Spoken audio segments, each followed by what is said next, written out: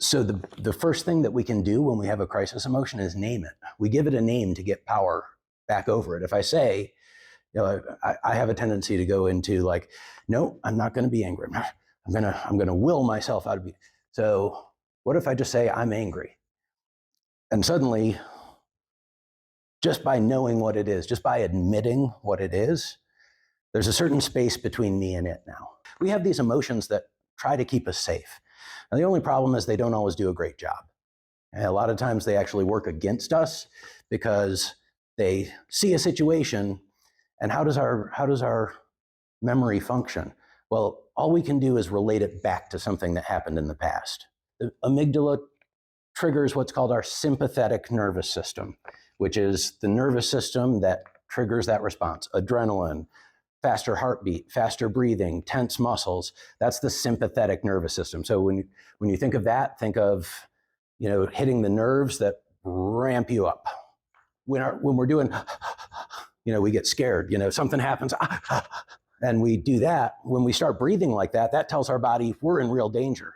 So we're inhaling more because our body's saying, I need as much oxygen as I can get to get out of this. I need to be ready to run. I need all the stuff the oxygen brings me. So if we want to calm down, we send the reverse message. I breathe in for 3, I hold for 4, and I exhale for 5.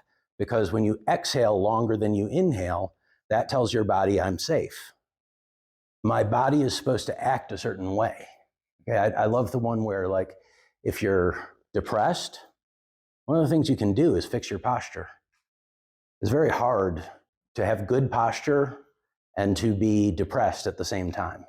When our facial muscles are doing that, again, it sends the brain a conflicting message.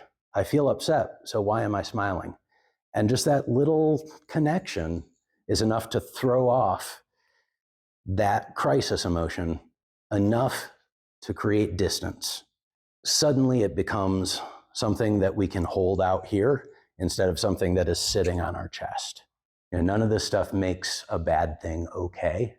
My mom has Alzheimer's disease. I'm not okay with that. That's not okay. And yet I have to be the caregiver. And if I'm stuck in that crisis, I can't be. I can't function like that. And I'm going to totally burn out.